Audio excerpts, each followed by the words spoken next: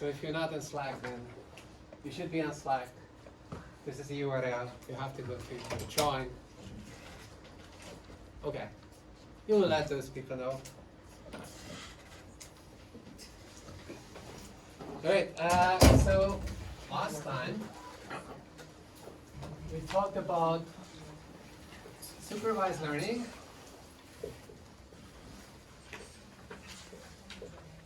And introduced this statistical framework.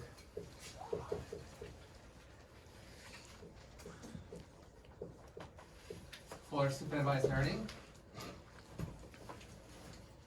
Remember 2 days ago? So you had a sub-distribution or input-output pairs, some data, sampled from this distribution. All the data points are coming from this distribution. They are independent of each other. They're going to be fed to some machine that produces some function that maps inputs to outputs. And the result of this machine is doing some computation, it spits out some function, and this function is going to be evaluated on future inputs and outputs, which come from the same distribution.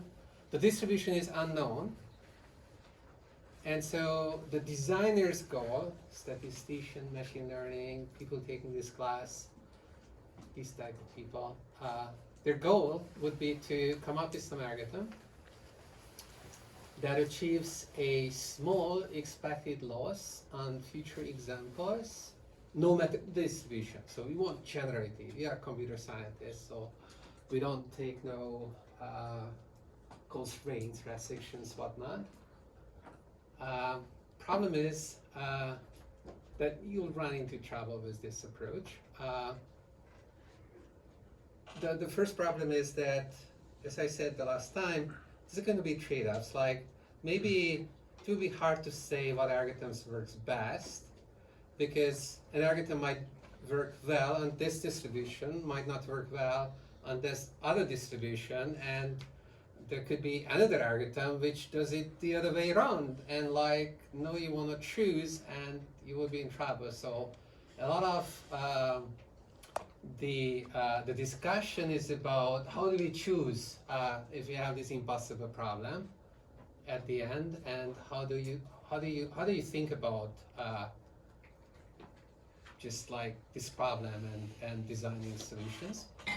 Okay, so and the last time I mentioned that there are these inevitable trade-offs, and I had a dilemma of whether I should talk about the inevitable trade-offs today, or I can take an alternative approach, which I decided to take, and then so today we're going to move on, which is going to be that you go after these impossibility results on your own time, so it's going to be part of homework to show that even in the simplest cases, the designer of these algorithms is going to run into trouble, in all kind of troubles, and we'll have trouble because, I don't know, we don't. So after you solve this homework, we'll come back and revisit this question because you'll be much wiser about it. But for today, I just want to move on and talk about measure concentration. And to motivate that, let's just think about this statistical approach to learning, this framework. So what happens here is that, and we haven't talked about that yet, but you run your machine learning algorithm, this algorithm that was producing this predictor, and you did your best to design it well, and it produced a predictor. Sometimes you're not quite done. You're gonna deploy it and whatnot, but some people might ask you like, does it work? Like, is it going to produce loss that is small? How small is the loss that it's going to achieve? And then what do you do? What do you think? What do you do? Test it. Yeah, test set. Yeah. Like how do you do that? You run it against data that it hasn't been trained on before. Mm-hmm. You take fresh data that statistically will be data that's drawn independently of the past. But we know should start understanding what this independence means, right? Like, what would it mean that it's not independent of the past? It would kind of like, okay, concrete strength testing thing would mean that somehow, like, we are kind of using this, I don't know, same setting, I don't know, like, anyway, so independent from the past. And then you do what? Like, what do I do with the new data? You run your algorithm through it. You run it, you measure the accuracy of it. How do I do that? You see how much of the predictions match the expected. Right, like the responses in the data. Yeah. Okay, so let's formalize this. And like, so I collected, let's say, m data points, new data points. What do I calculate exactly? It's like we have these loss functions. So I guess I plug it into the loss function for every data point. I get a bunch of losses. What do I do with the losses? Min or max them depending on your loss function. Well, I calculate. Okay. Average. Or average. Yeah, average them, right? It's like, okay, there was P, which was this distribution. Okay, it's a new notation. So I like notation. The set of distributions over any set that's measurable. Okay, let's say the input of, so you don't see anything, right? I don't have the book with me, so I don't know what is going to hold it down. Do you see it better? I think you're gonna hold it down. I think. We put my computer on top of this yeah. computer. Oh, Oh, it's already good. The weight of my knowledge. The notebook that is on the top of it, calibrated, which means that it's well calibrated, rated Okay, I also to can't keep take it down. notes. Okay, anyways, distribution. So this is the space of distributions over this set. Okay, probability distributions. The one means that these are probability distributions. If this would be some constant, it integrates to that constant. That's the notation. Yes. Sorry for that notation. Is that an M or a mu? It's a calligraphic M. It's a big M. The little mu is going to be like that. It's a big nose, and I don't know. But yeah, good point. Measure. M. So we have this thing, and then we take some data. Why do I put prime on it? Maybe in the future I'm not going to do that. But I put prime on it because it's like I want to emphasize that it's like, oh, we had the data that was before, it was n data points, and now we have m data points. It's different, it's independent, it's like, okay, but maybe from the perspective I want to say, it doesn't really matter that much, but okay, okay, so this is drawn from P, and it's IID, and then we had this loss that was mapping, I don't know, y cross y to non-negatives, let's say. And we had our algorithm. What was the algorithm? It was doing something. Anyways, the algorithm returned this fn, which is a map from x to y. The method returned this fn. Okay. And then, as we said, what we're going to do is that we're going to plug in this thing, fn. It's going to be plugged in. The data, the new data, is going to be used with it, with the loss, and then copy paste over there. Okay, so ln of f, okay, this new notation is going to be m, everything m have to be You want to add consistent. You want to add another M? What? This is m. Does the function need an M or because we were using What? Yeah, the function needs an M too. What function? No, it's like for every f. Then this is going to be like it's a functor. It takes any function, returns the value. I think that's. So we can plug in fn into it. Okay. Okay, so what we're gonna do is of course we take fn. Oh, you. Yeah. Oh, it's gone. And then we plug in fn. So if I write fn, it implicitly means it depends on this data, blah blah blah. Okay, because the n index is there. Is n less than n? Doesn't Mhm. matter. Or it's something. And then we hope that, okay, we're gonna report this to the boss, and then we hope that the boss is going to take this. Oh, okay, great. This really does work. If this number is small. Sorry. Yeah. Why do we think that this is gonna work? Like that this number that we calculated this way is a good indicator of that the predictor that we produced, fn, is a good predictor if this number is small. So why do we think that?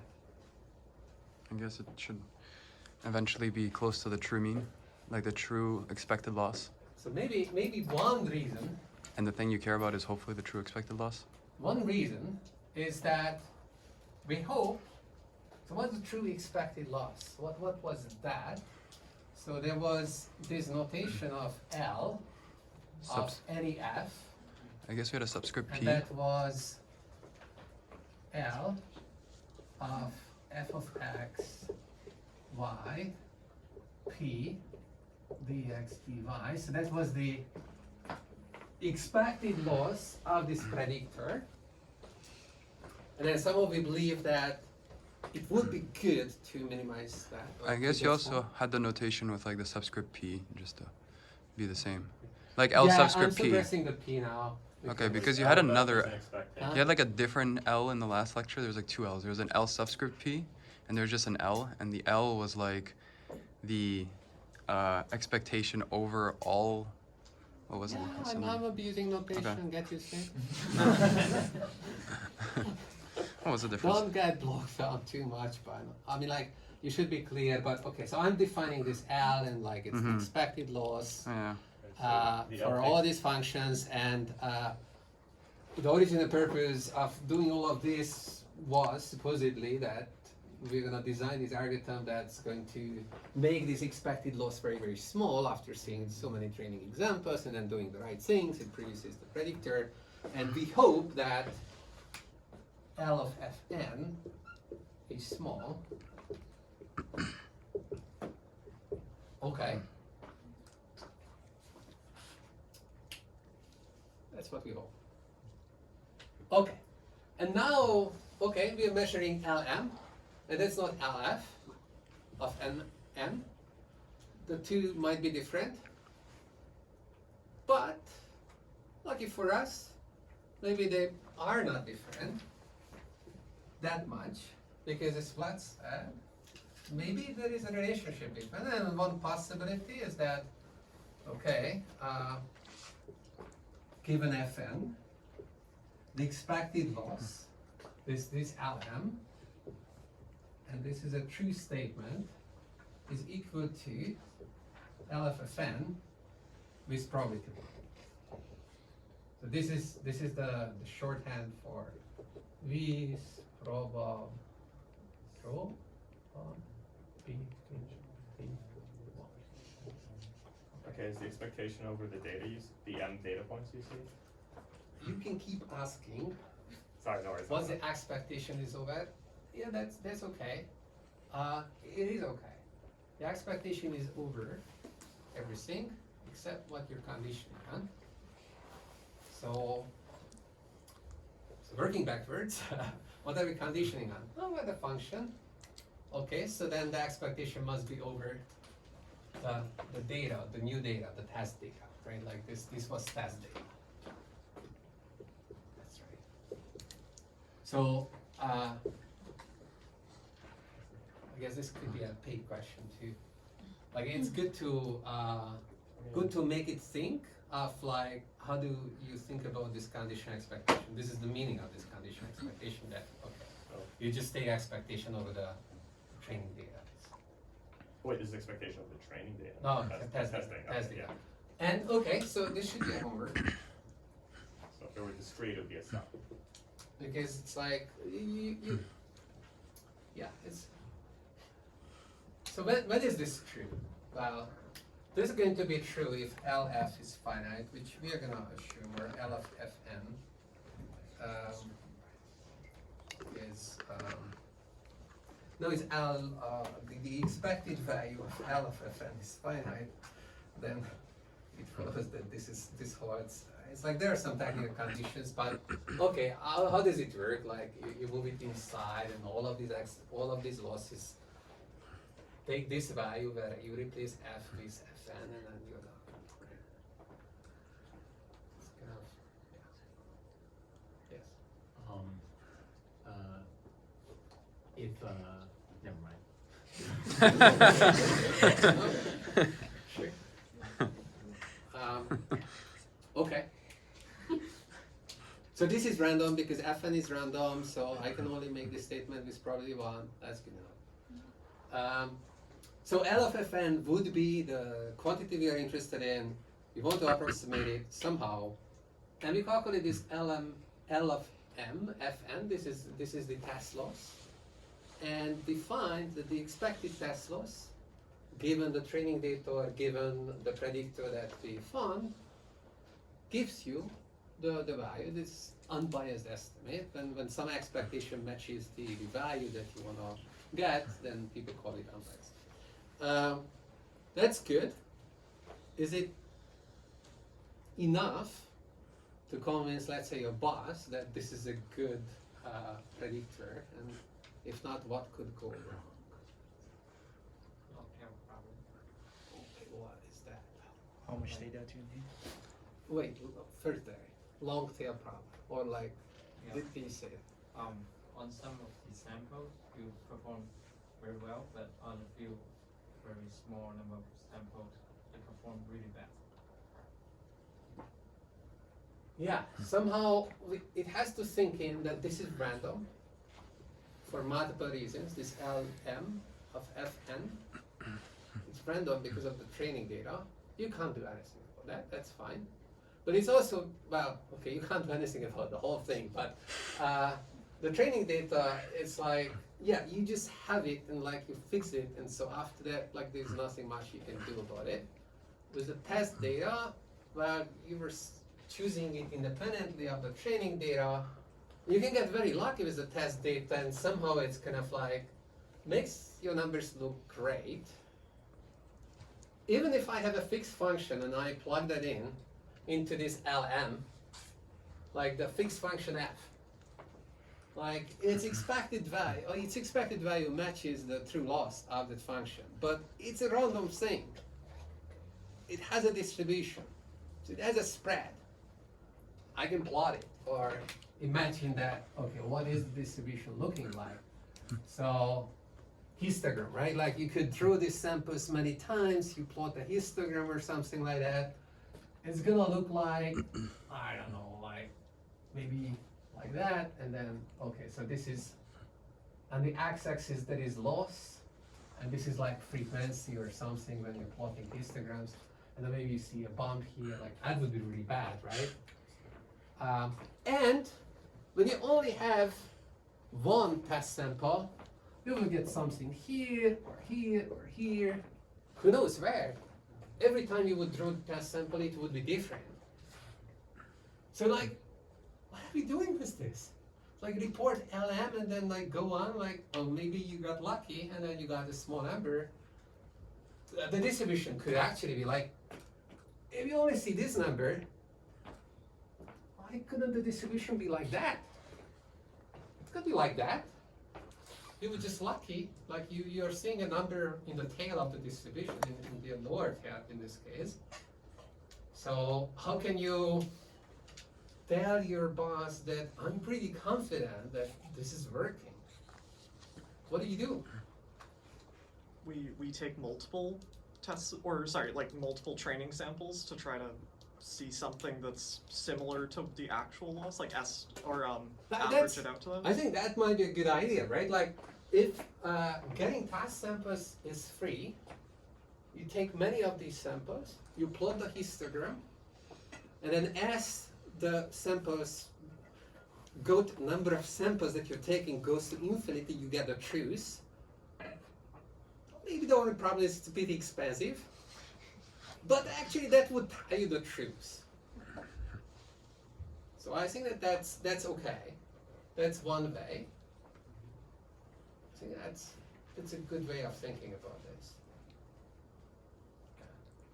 Yeah. Maybe this is a variation on the same problem, but you also have to somehow convince your boss that the test data is actually independent of the training data, and how are you going to do that? Yeah, you also have to convince him that it's independently generated as well, like the individual, and then like a lot of problems, but it's a different direction, right? Anyways, so you see the problem. If you only have one test sample, and on that you report the average loss, then you're reporting a random number, and you can get lucky with a random number, or unlucky with a random number. You don't have any confidence in this. Can we build confidence without drawing more test samples? That is a question. Maybe. Maybe. If it's a representative sample of the data distribution. I suggest something different. I mean, like, yes. If it's it's the same. Yeah, it's like, if it's a good sample, yes, but like that's a very conditional answer, because it kind of says that like, yeah, like here is my distribution. If I happen to be here, then it's a good sample, but like that's a, yeah, it's like it bites into its own tail somehow. Introducing different loss functions. Maybe if the distribution has some nice properties. Maybe if the distribution has some nice properties, that it does happen that you can be confident. Interesting. Can we try confidence test? Maybe. I have no idea what confident tests are, but if you're a statistician, then you would do that for sure. But you probably heard about confidence intervals or something. Like even in CS, it's like you can't avoid, people, I mean, undergrads, like you are exposed to this, right? Like you're taught that you can't report a single number, you have to report an interval. Okay, so that's the thing, like sometimes these intervals do make sense and you should report them. And so when they make sense, then they make sense because of what is called measure concentration. Okay, so this is where we are tying into today's lecture. So measure concentration is about that if you are taking a random sample, compute the test loss, average loss on the random sample, how confident can you be in that the reported number is going to be true, close to the true mean? Okay? We want to be confident about that so that it's like this thing actually does work. And somehow the feeling is that if m gets large and you have this condition, then it should always work, but no, it's actually not true. Like you need some conditions for this to work. And so we're gonna work that out. Okay, so that's measure concentration. And the reason measure concentration, although it looks very narrow, is like it just talks about sample averages being close to the true mean. Because this is what this thing is about. Ln of f should be close to Lf. That's what we expect, but is it? So measure concentration gives us conditions under which this holds. Sample mean close to true mean. We're gonna abstract away losses, stuff like that. We just say we have a bunch of random variables which are sampled independently of each other. These are those. We take the average. Is this average close to the true mean? Can we say that? And it turns out that sometimes you can say that, well, I'm pretty confident this is close to the true mean. So let's formalize this. Continuing to abuse notation, the xi from now on is going to be in this lecture just a real number, like a random number. Okay? So this is what we do. So new chapter, local variables measure concentration.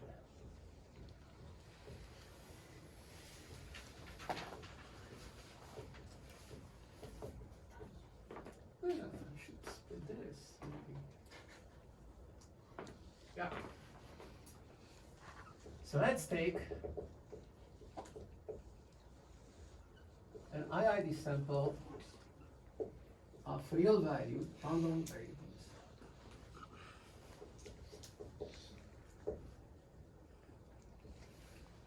And we're using n again. You take the sample mean,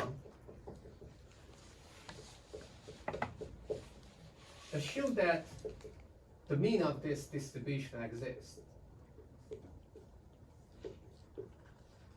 I denote it by mu. Mu hat is random? Is the sample mean? Is it close to mu? How spread out mu hat is, you know, like the first approximation to that would be, I don't know, like how much it deviates, yes, on expectation, let's say, after squaring. So the variance, well, okay, so first thing, this is equal to mu, okay? The second thing is that, okay, it's equal to mu, so we can also ask how much this thing deviates from mu if we're squaring the deviation. Why are we squaring the deviations? It's like, don't ask me. Positive. It's because it's algebra, it's beautiful, like, then you can calculate it, like, but does it make sense? Like, no, I would really want to take the absolute value rather than squaring. Why? Because squaring squashes values if values are smaller than 1 and enlarges values when values are larger than 1. Does it really make sense? Like, what kind of units are we measuring things in? It's like, it's kind of weird. Like, you can take the square root of this whole thing after all, after the end, but like there's this squashing and then expansion. It's kind of a weird thing to do, but it really works well with algebra. Why don't we do it? Let's do it. Okay. We're doing it. What is this? Huh? Doesn't it make sense because of something like characteristic function? Like, if you know this second moment, then you can say something You're about the distribution. saying very complicated things, but I don't know. Take the absolute value and then. I don't know, like intuitively speaking, for me as a person, you are reporting these statistics to me. It's kind of confusing because if all these things are really smaller than 1, then the squaring, squashing everything towards 0, you are under-reporting. And if you change the scale and those things are bigger than 1, then you are over-reporting. Then it's like, it's not scale invariant. Somehow it kind of feels weird. Of course it scales with the c squared, like if I'm scaling everything by, okay, but we are doing it anyway, so let's move on. It's not useless. We will see it's not useless. So it's like, sometimes you can do these things that, oh, algebra works, so let's do it. Let's see whether we can massage it into something useful and interpretable, and then you can. Okay, like surprise. But at the get-go, you should be surprised that we're doing this. It doesn't make sense to me. But in retrospect, Why don't we start with the absolute value? Hmm? Why don't we try the absolute value? yeah, because you can't integrate this thing, right? You could bound it, maybe. Oh my God. But we will do a lot of that, but it's like after a lot of suffering. And Yeah. approximately. In this case, what's this expression? What is this equal to? Everyone. You had squared minus 2. What? No, it's like the final result. Don't tell me. Variance divided by n? Yeah, it's like a variance divided by n. It's like, okay, so we're gonna assume that the variance exists of this thing. So let's sigma squared be the variance, common variance of all these random variables. Okay, so that's their variance, and then this is sigma squared over n. Okay. Sorry, maybe it's a similar question, I know. Yeah. But if we were to end up with the variance and confidence point, but why did we start with an unbiased estimator? We just like, it's very convenient. It's like, It's it was just, it happened to be unbiased, and in this case, it's like, yeah, good enough. It's like, if you don't understand this thing, it's like, how do you report? It's like, it's not always a good idea to use the sample mean. Actually, today's lecture is about when is it a good idea to use the sample mean. And there is a lot of other cases where the sample mean would not be a good idea, and then you don't want to report it. Even if you're interested in the mean, what is that? When you have habitat distributions, then this is not a good idea. Anyways, we get to talk later about that, but okay. So this tells us something. It's like, it says that an expectation mu hat is close to in squared deviation to the true value. As n gets large, the distance is getting really small. It's good, like that, but it's not super precise. So maybe we can do better. And in particular, if you're plotting the gain distribution or whatnot of like how the mu hat distribution is going to look like, if you draw a lot of these samples and then you really draw the distribution of it, then it's like the mu hat is going to be all over the place around mu. Maybe it's not symmetric. It's like I drew something really beautiful. So it's again another of the frequency thingies that I drew. But every time it's gonna be different, and so another way. So one way of characterizing a distribution like this is that we know that its mean is at mu because it's unbiased. So that's a true fact. That's nice. That doesn't mean that it's gonna be symmetric or anything. We also concluded that distribution somehow its spread measured in its variance, like this is the variance of mu hat, is small.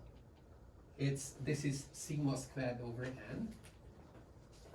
But yet another nice thing to say about the distribution would be that, well, the chance that you're gonna see some value far off from the true mean is gonna be small.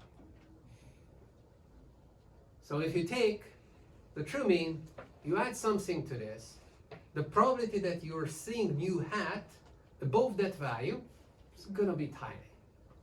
Then you can say that, but if that is the case, then maybe I capture most of the probability mass within this interval, and therefore I should be reporting this interval. Okay? So what is this interval? Okay? This is and measure concentration would be about studying these pair probabilities. What's the probability that mu hat is going to exceed mu by some number? Okay, this is really bad. We denote this number for historical reasons by epsilon. I guess not so bad. Epsilon tends to denote small numbers. It's like, okay, maybe it's small because everything's scaled down with 1 over n because the spread is 1 over n. So it's like, if n is big, then this is a tiny spread.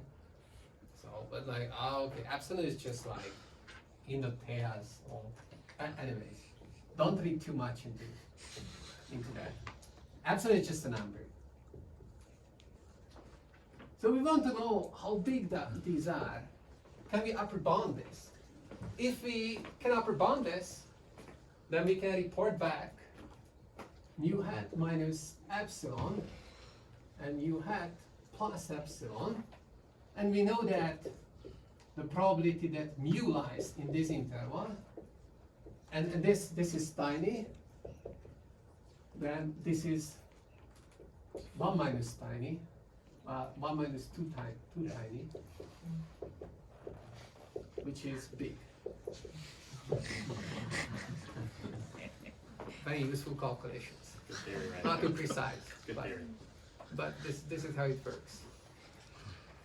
So we want to see that these, like, okay, for a given epsilon, how tiny is this? So that, yeah, then we can work things backwards, and maybe we can also start with like, oh, how confident we want to be, and like, what's the error probability that we are willing to tolerate? The error probability is that mu is not in the interval that you are importing. That is the error probability. You want that to be small. Maybe your boss is going to tell you, give me an error probability of 0.05. What is your interval? That makes sense. You want an interval. All right, and so this works because of math. We can work out this, these values, the size of the interval, and so on and so forth. And this is called measure concentration, or concentration of measure. These are called the tails of a distribution. This is the upper tail, this is the lower tail. These are tail bonds on the tail probability. It's like you're integrating all the probability in the tail, and like how small is that? It's like upper bound and that. Sometimes you want lower bound, not now. Now it's not the time. But yeah, like here we are interested in upper bounds because we want these probabilities to be small and controlled. Okay, questions? So until in last class you were like, we don't want to make any assumptions on the distribution, data distribution. That's right. Start doing that today.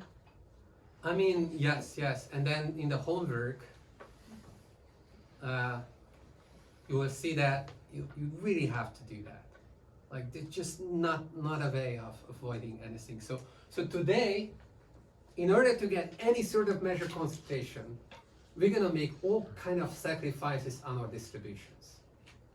So we restrain the distributions until we can massage this thing so that we can control it. And then we're gonna wave the hands and argue that that makes sense. Sometimes it makes sense, but like, okay, take it with a grain of salt. Yeah, like this is just because to report tests in a reliable fashion will be hard to do unless you're making some assumptions. Sometimes the loss can make the work for you. So one nice situation is if the loss function is bounded, then all these random variables are bounded that you're averaging here. So that means that these random variables are bounded. That's a beautiful case, super easy. So that's a case where the loss gives you everything for free. How about the square loss? Out of luck, nothing's bounded there. Okay, so there are differences between the losses. But okay, so let's work on this. Okay. If I tell you, and I was drawing this picture, and we're talking about this empirical mean close to the true mean. You took some stat classes. What else comes to mind? Like some way of understanding, like why I drew this distribution. Why does it look like this? Like how does this look like to you? Like the Like median normal. overlap. That was normal, CRT, Gaussian, yeah, these things, right? So there is this thing called CRT, central limit theorem, which tells us that the sample means, when normalized appropriately, are going to have a distribution of the shape of a standard normal Gaussian distribution. So this distribution appears under a wide range of conditions. Okay, second moment should be something like that. As n goes to infinity. After appropriate normalization, it will look like as a as a distribution of the standard normal distribution, back curve. Back curve, universal law for the back curve, central limit theorem. So what does it say exactly? So the way I remember that is that you take the partial sums and you normalize it with not n, like that would be too much, but square root n. And you have to divide by the variance as well, because otherwise the variance would change the scale. Subtract by the mean. Yeah, like, okay, so let's assume from now on that Okay. the mean is 0. Okay. Yeah. We will, okay, so in this case mean is 0, then these are the standardized, I don't know, things. Of course, it relates to mu. So mu was Sn divided by n. And so what difference we see is that you have to divide by sigma and multiply with square root n. And this is just mu hat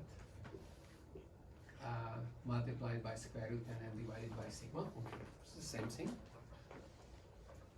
And what the central limit theorem is going to say is that the distribution of this thing, okay, so we have a notation for that. So let's call this Zn. So the distribution of Zn is going to converge pointwise, whatever, to the distribution of Z, where Z is 0 mean,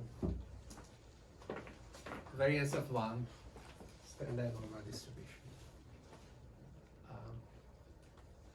Okay, Sn goes in.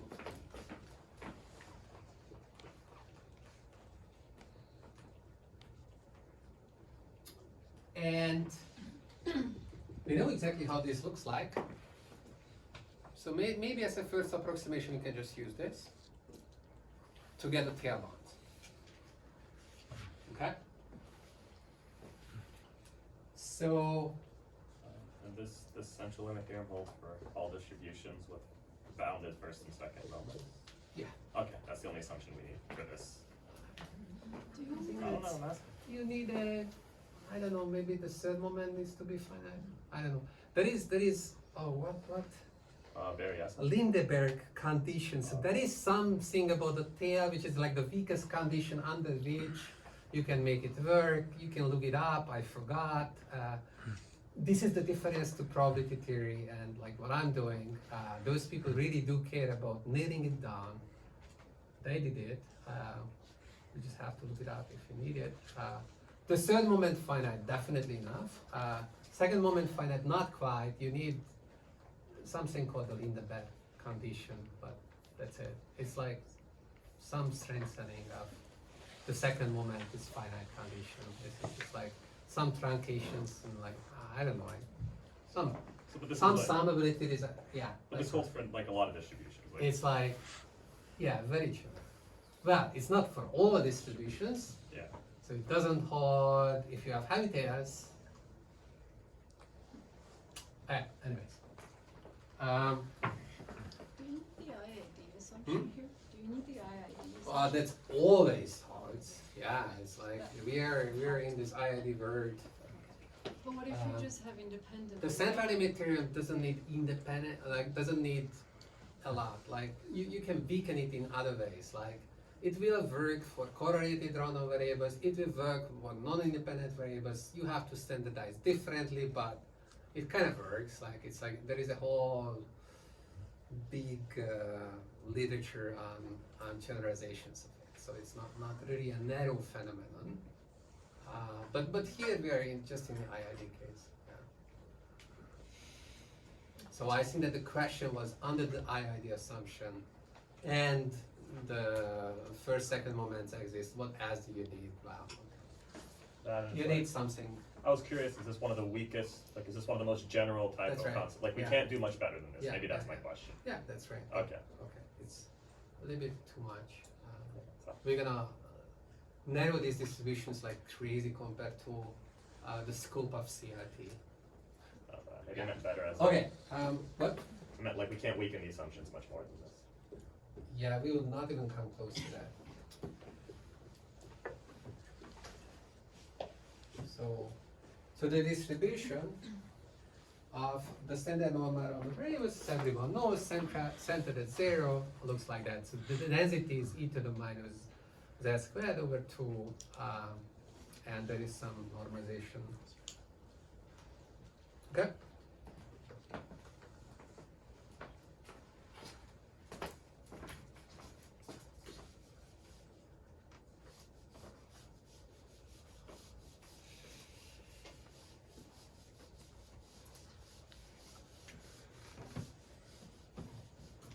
All right, so can we get things going with just waving our hands a little bit and then this result is the CRT. So let's say you want to know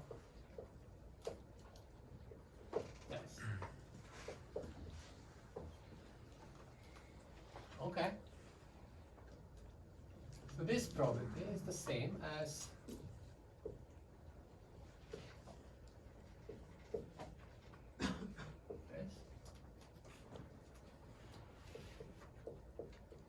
which is the same as, I don't know.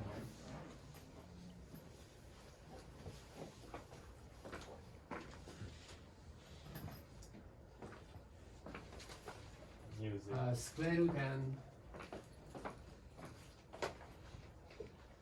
over sigma.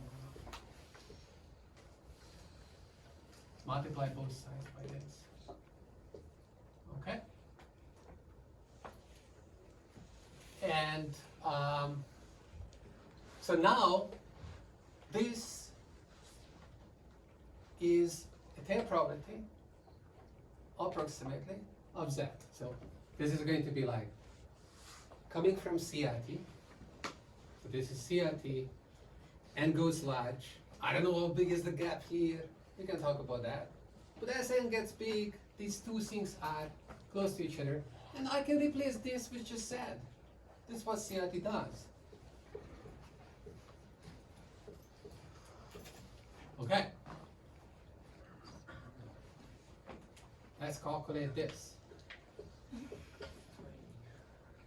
Hmm? It's tiny. Yeah. Yeah. So 1 over square root 2 pi integral of u to infinity of e to the minus, I don't know, z squared over 2 z. Right? Okay. We want an upper bound with this. There are many ways to do that. One very simple way is this. If you do a lot of calculations, then you would know that if you take the derivative of this function, then what comes out of it is that, okay, inside function, derivative of that, there's a negative sign, of the derivative of, so it's just that, and then the same thing, right? Okay. So, then you start to dream, if I had a z here, that would be good. I would be golden because now I can move this negative sign here and then z times e to the minus z squared over 2. That's the primitive function of this. And so the integral of this, I know this is this. Awesome. So, don't stop dreaming. So we want a z. Okay, these are two different things here. Okay, So how can I put a Z there? If I put a Z there, and it's like, what did I do? Like it changed it. But I only need an upper bound.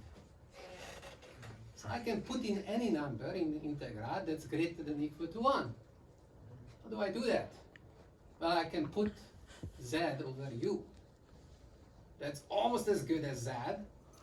And then I get an upper bound, right? So Z over U is greater than or equal to 1. I put that in. I'm multiplying the integral with numbers greater than 1. I get the integral which is at least as large as the previous integral. Okay? You don't see it here.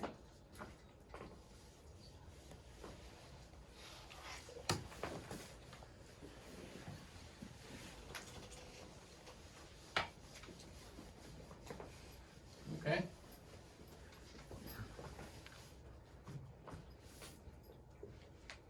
So greater than equal is, well, the thing that I'm going to write is greater than equal. If I plug in this Z over U, e to the minus Z squared, so this thing, because I'm integrating from U, I get something greater. And so I can move the 1 over U outside.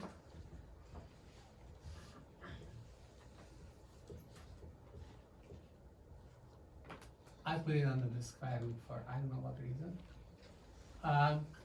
And then I have the integral from U to infinity of this function. And the first part was pi underneath the root 2 there, or was it just pi? 2 pi. Oh. The root goes all the way.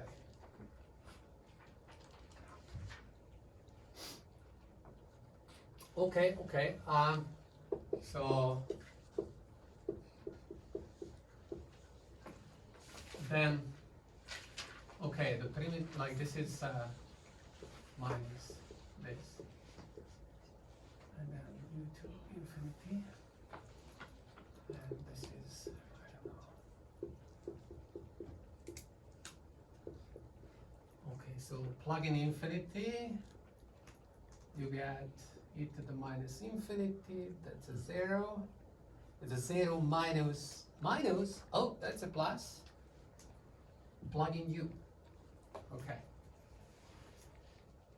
E to the minus U. Okay.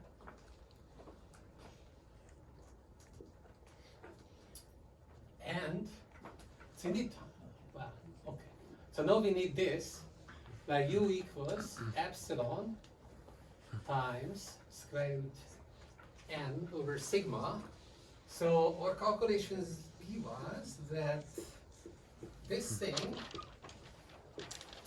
should be smaller than or equal to, okay, not really. It's like, don't forget n goes to infinity and unknown gap and so on and so forth, but like in the limit. And then, okay, so what's U here? U was epsilon, so U is epsilon squared root n over sigma. So U squared is epsilon squared n, and then sigma goes there. And then e to the minus epsilon squared n over 2 sigma squared.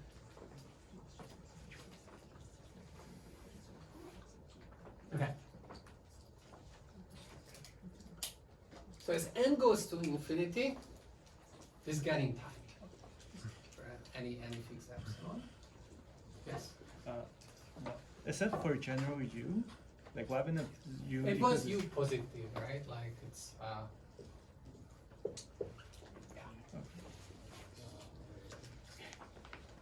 yeah. It's like we are not in the rank. Wait, then is Z absolute values that we're looking at?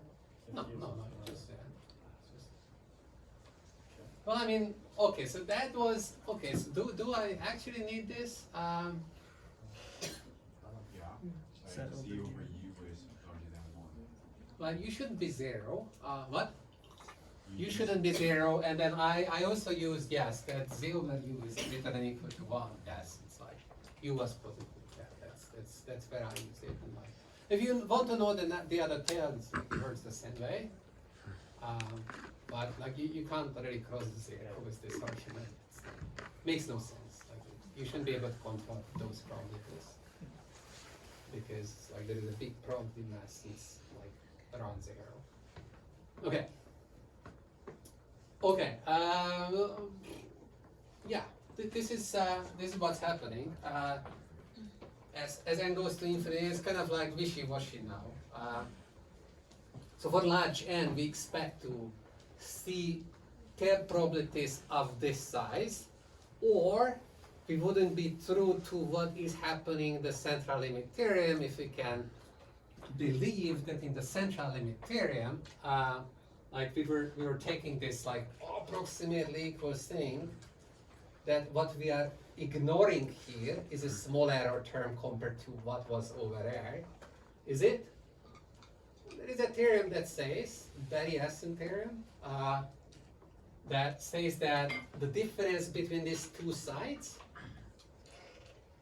sorry, it's like, the difference between this and this is like of the order of 1 over root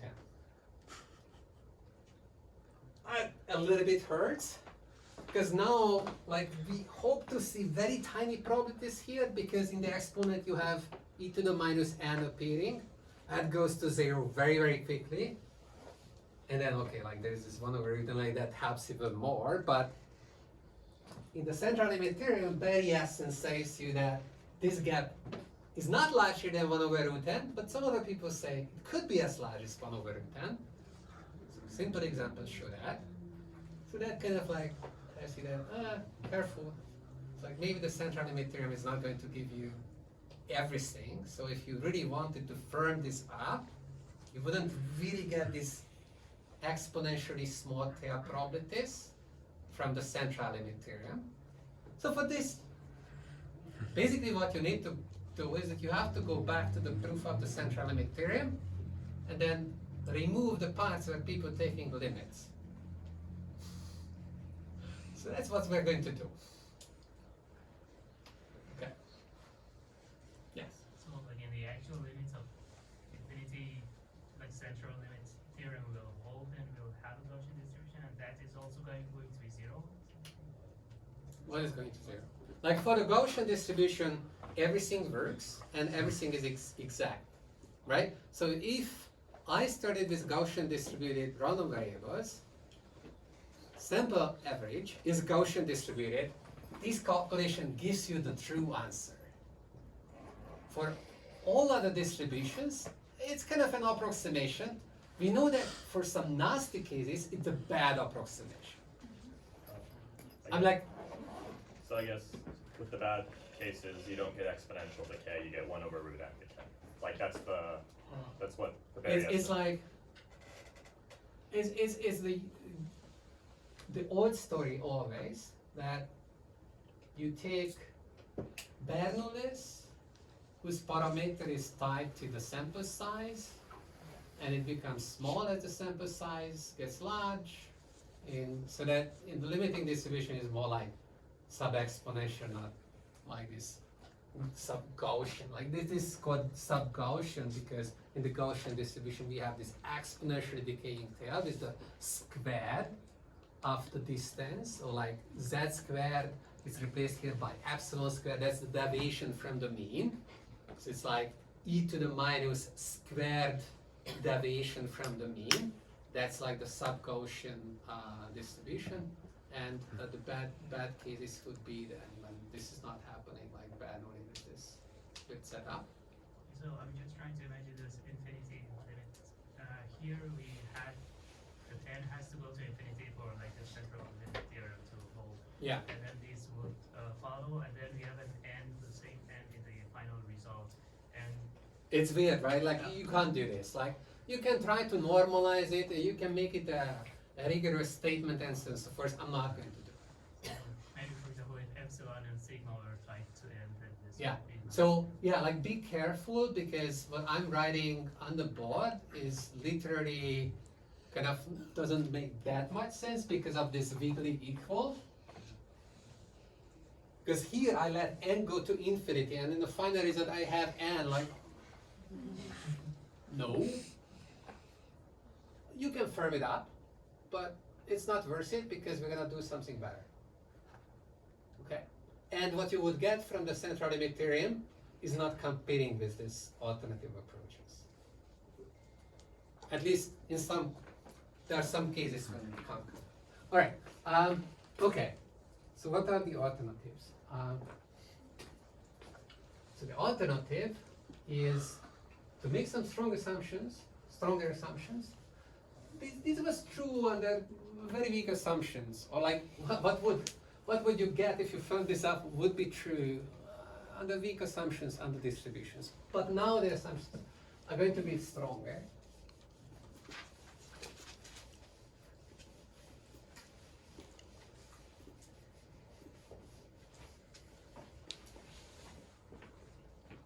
And what are these stronger assumptions? It's called sub-Gaussian.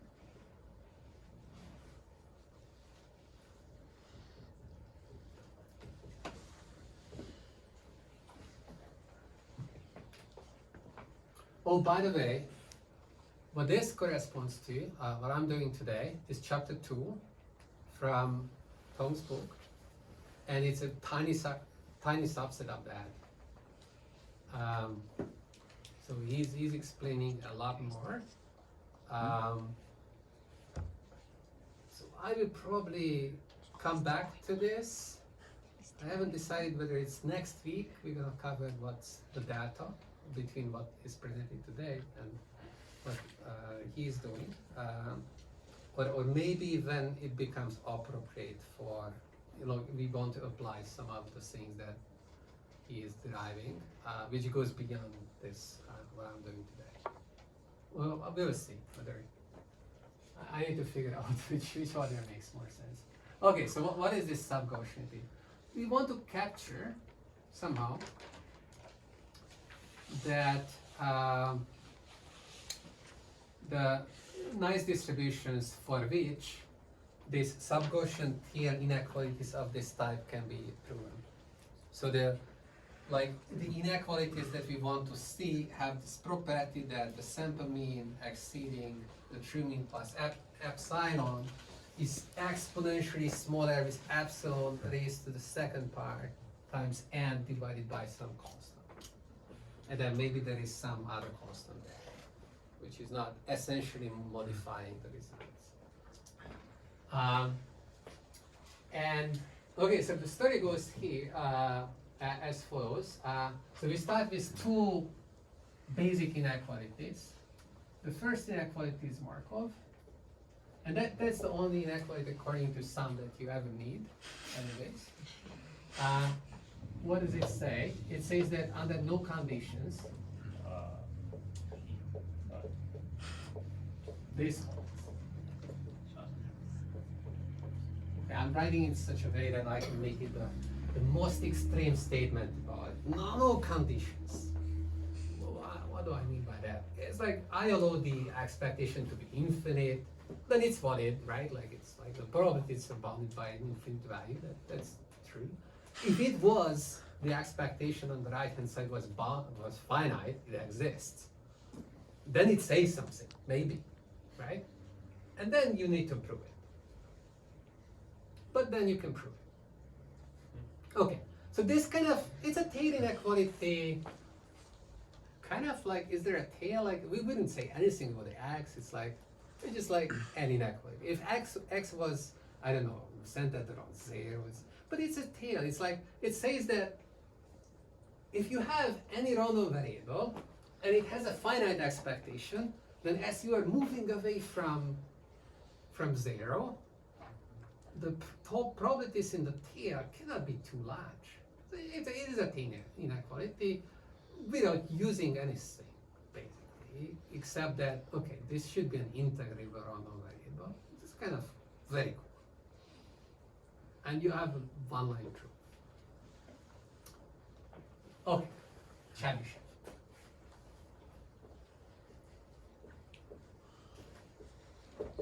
Oh, these inequalities, I've read somewhere, are named after people who might came across these inequalities at some time, but definitely they didn't do it for the first time.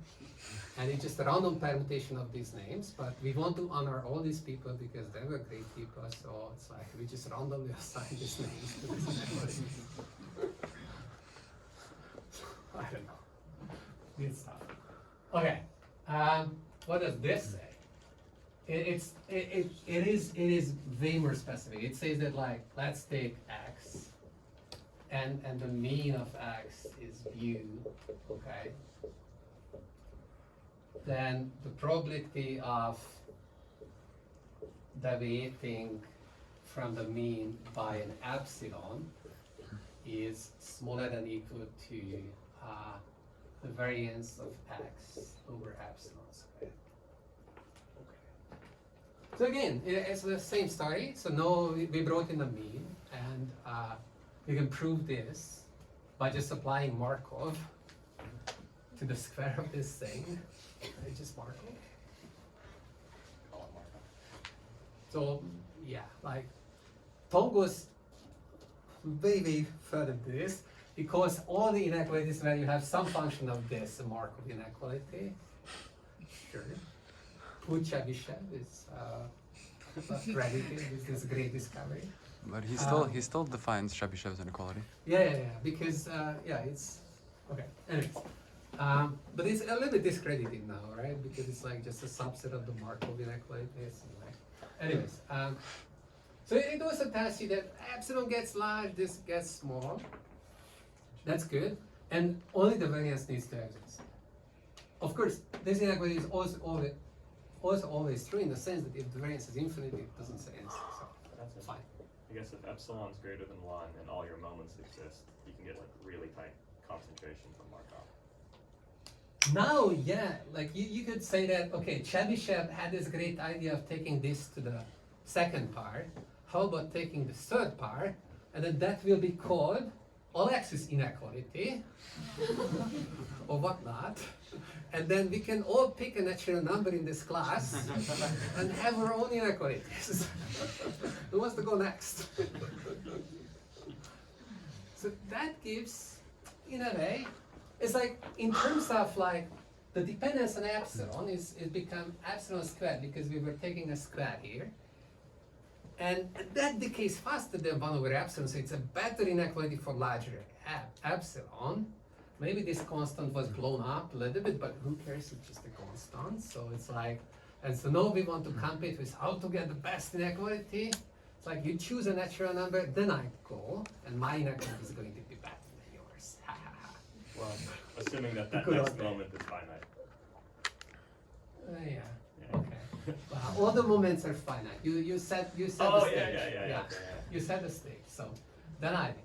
Anyways, but if we change order, then like okay, I lose. Not so great. Anyways, you see how this goes, right? Like if the moments of these random variables are all the moments are bounded, or like high moment is bounded, then like the tail in a way has to be very thin.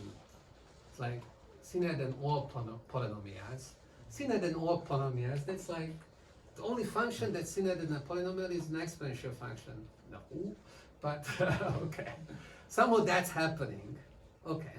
And so you could do this when you use Markov's inequality with higher and higher central moments. And then you get as tight as you can get, basically. Like those are tight. Like you can always find something that like, oh, it just satisfies that, and then you can't do. Like in this sense, like there are examples where Markov's inequality is tight. There is an example where Chebyshev's tight. It's like all of these. Yes. So if we keep increasing the moments, you get like an epsilon to higher power in the denominator. How does the moments grow in like relationship to each other? Yeah, that's a good question. It depends on the distribution, right? Like you might have a distribution where the moments are growing very slowly, So we don't really have much experience with calculating moments yet. Uh-huh. But you might ask, like, how fast do the moments of the Gaussian distribution Sure. go? Maybe that should be a homework. What is it like? I guess does the It should. Every time Vlad asks a question, Yeah. it's a But ask, I know the answers to these Higher questions, so keep qualification. asking them, yeah. No, go ahead. is there like maybe this is obvious, is some relationship where like every larger moment must be larger in value than the previous moment or something? No, is that true? Moments, yes, not central. Do Yeah. you have a uniform distribution between 0 and 1? There is no, because there's a inequality, right? The LP norm. It's For again like sub-Gaussian, for sub-Gaussian. yeah. Uh-huh. Oh Well, yeah, so yeah. It is, yeah, distribution I is see. Sub-Gaussian. That's Z to true. the 1 is less than or equal to Z to the 2 is less than or equal to Z to the Right. 3. Only for sub-Gaussian. Okay. I thought that was just So it's like for a little LP. But how do we get an exponential with this logic? okay. So I forget. to include other people in the conversation, if you have a random variable, then you can look at it as a function, and then you can calculate its p norm. And the p norm is just going to be, you know, x, okay, the expected value of the absolute value of x raised to the power of p, and 1 over p, and p is greater than or equal to 1. This creates these norms.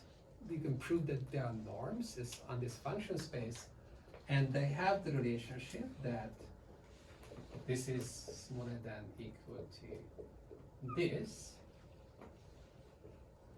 if p is smaller than equal to q, and the biggest of them is this infinity norm, and the smallest of them is the 1 norm. Okay, so that's kind of like gives you some guidance with how the p's moments are going to also change. Mhm. Okay, but let's move on. Do you want to do this homework? I might be the only one who doesn't know exactly what a moment is. Could you give a Yeah, okay, so the moment is here. This is the p's moment. Yeah, no, it's a good question. P's moment. But if you say central moment, it's not necessarily related, because it doesn't have the 1 over p. It's weird, yeah. Do central moments have the 1 over p when you actually? I mean, this is, if you have the 1 over p, it's not a moment anymore, then it's like Oh, I see. the norm. I see. Okay, So now. now if you want to work out the relationship, you can raise it to blah, blah, blah, and then do some magic calculations. But this is a very clean relationship between the norms that are very much related to the moments. Anyways, What do we infer from the moments again, exactly, from the value? so it seems that like, so if you do this, so the generalized Chebyshev would be this. This is what we were all talking about, that for any p greater than or equal to 1, this is Epsilon of the p. what? Epsilon. Epsilon to the p, yeah. And so as p gets large, this decay with the epsilon gets more aggressive.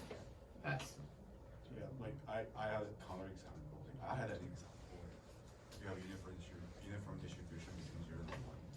Then it's 1 norm is less than, no, it's like first moment is less than the second moment, I think. yeah, but like up to some p dependent, like if you're comparing the p and the q, then it's like, We're comparing the norms. So there's a 1 over p and a 1 over. Oh, right. So you got to take the square root of 1, right? The square root of 1 will be greater. the moments are not monotonic, but Right. The norms are, yeah. Mm-hmm. the norms, yeah. Okay.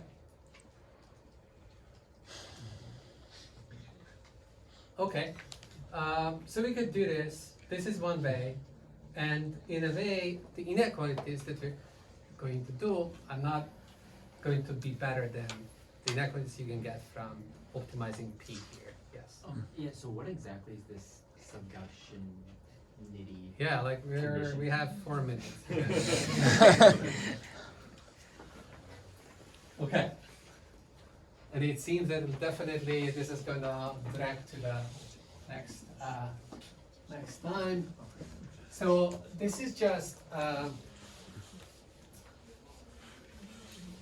so we see that we can get a lot out of Markov's inequality, but it's somewhat cumbersome to use it if you need to optimize the P. To get small tails and like you take the infinite row possible P's and like, that gives you the tightest bound, but okay, like it's cumbersome. We want shortcut, and to achieve the shortcut, we're gonna use Markov's inequality again. But with a different thing. So here what we were doing is that we were raising this quantity, this deviation to the p-star, and we can do something else. So we can also do this. Okay.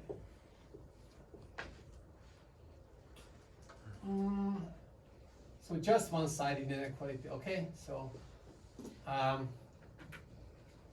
and so you have x, mu is its expected value, and you're interested in this probability.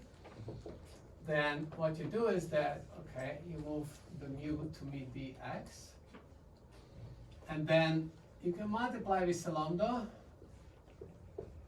That's positive. As long as it's positive, these things are equal.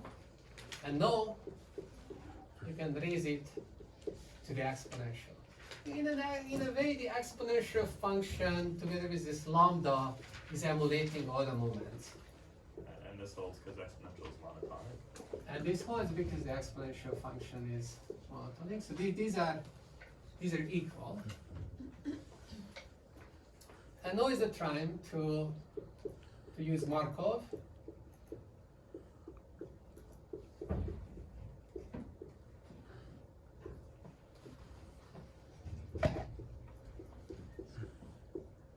Okay. And so this is this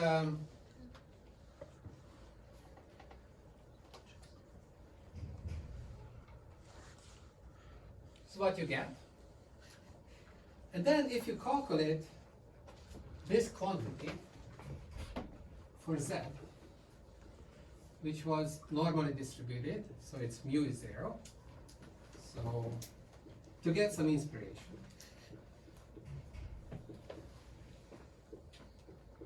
Well, you will find that this is equal to, well, so this can be done in closed form, lambda squared over 2. And if you had here sigma squared, then this would be lambda squared over 2 sigma squared.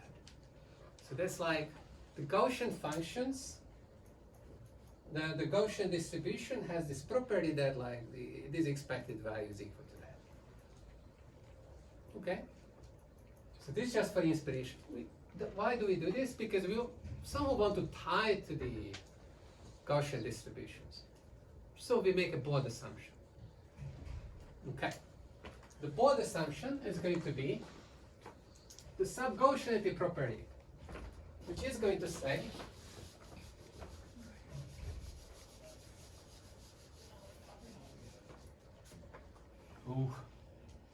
sorry about running over, that this thing, okay, center rho variable multiplied by lambda, lambda is going to be n real, is less than equal to this. Did I? Yeah. Yes. Infinite variance would imply really small moment generating function. This is Okay.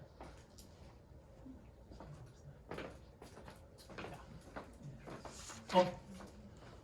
So this is going to become a definition. We call X sub-Gaussian with parameter sigma.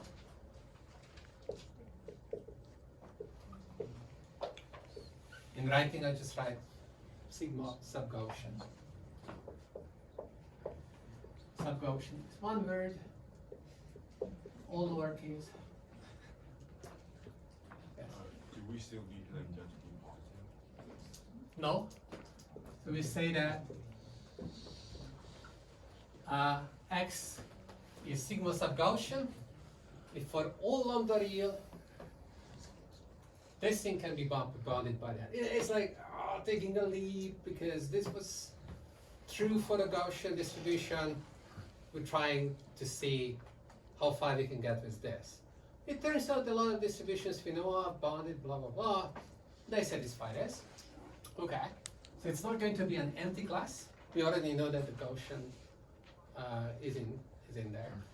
And if we finish the calculation with this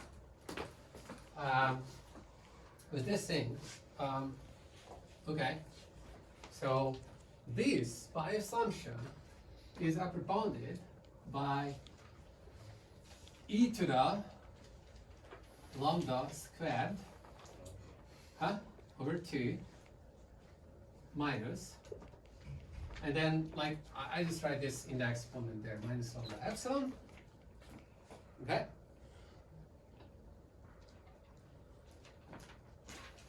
So the probability that we are interested in bounding is bounded by this. Lambda is a free parameter. What do? We choose the lambda that minimizes this, because we want the small number.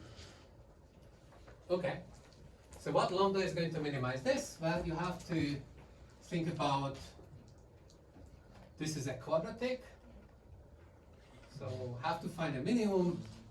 Where is the minimum? Well, you have to take derivative lambda sigma squared is equal to epsilon. Lambda is equal to epsilon over sigma squared. So if you plug that in, and what you get at the end, well, I don't know what you get. Something like, what do you get? Minus, what do we have? Epsilon squared over 2 sigma squared. Yeah. Okay. Then we're done. If you apply this to sample means, somehow normalization, everything works out so that we will see the, I mean, the Gaussian, it's gone, but like the Gaussian tail was this. And we're getting a Gaussian tail. So it's good. Right? Like, no, it was not a Gaussian variable, but it was a generalization of Gaussian variables. It was called the sigma sub Gaussian variables. It has the same tail. And now we will be able to run our machinery and like for the sample mean we're gonna get Gaussian-like tail behaviors. And then we can talk about that this is satisfied for a wide variety of distributions. Sometimes it's not satisfied. What do we do about those cases? And then this is okay, measure concentration. This method, when you're multiplying with this positive lambda and taking the exponent, is named after Hermann Chernoff, who is the cousin of Russ Greiner from our faculty, or something like that, or like, yeah, some relative. And so he visited us, and then he was telling me a story about this, and then you can ask me about the story of like, what's the story of his method? What's the story? What's the story? I'll ask it. Okay, we are over time. Oh, okay. I think I let you go, and then I can tell you the story later. Okay.